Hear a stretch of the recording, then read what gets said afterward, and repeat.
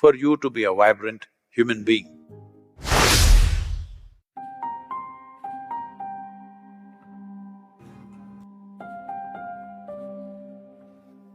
Your digestive fires, if they have to move, these panchavayus are needed. Circulation must happen, nutrients must spread across the body, wastes have to be removed from the cellular level. For everything to happen, you need movement. If you stop the movement, then you will see the body will not be able to sustain life. So whether the flow is full flow or is it a restricted or constipated flow, this is the aspect we are looking at. If you generate gases below the navel, that is, if you eat certain types of foods, well, we've gone through this for those of you who've been in engineering.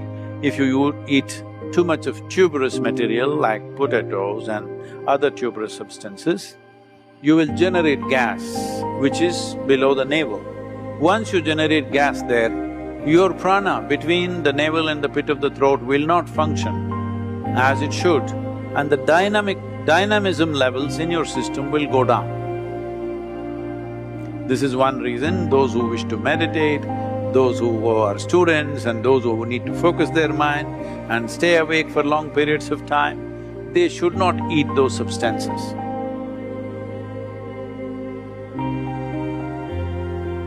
This is happening across the world today is, as the world or as the fools think they are becoming more and more modern, their food gets older and older and older. Fresh food is for the uncivilized. If you're very civilized, you must go to a superstore, buy a box, it has a plastic wrap, take it and throw it, knowing fully well it cannot be biodegraded, and the can is made of something else, usually plastic or aluminum or whatever. From that, if you want, you can heat it in the microwave, which is one more bad thing you're doing, and eat. This may be minimum 3 months old. No, it was in the refrigerator. It is preserved. And they have put preservatives so that it doesn't go bad. That is a double mistake. Now, in the yogic tradition, if you cook anything, maximum within 1.5 hours you must consume it. If there are certain types of items, up to 4 hours is okay. Beyond that, you don't touch.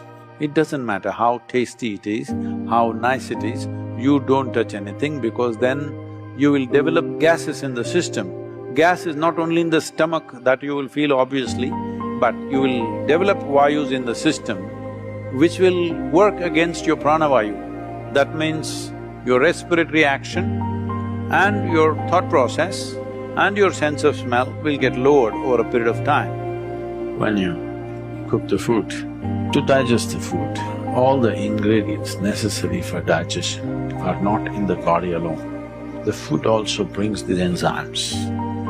When you cook the food, you are largely destroying these enzymes. Minus the enzymes when you eat, now the body has to struggle to reconstruct that part that has been destroyed, and then only it can digest. Normally, first 1.5 hours after eating, it tends to take the body down. After that, slowly, it recovers. Have you noticed this? So food is for energy, but we are making the food in such a way that it takes away energy in the first 1.5 hours.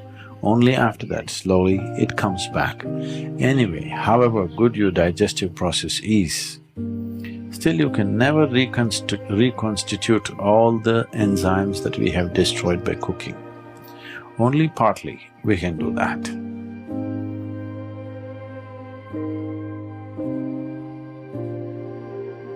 When we say fruit, we must understand, fruit is one aspect which nature itself intends to be felt. Suppose you are ill in a hospital, let's say, you're in a hospital bed, nobody brings you chicken biryani, isn't it?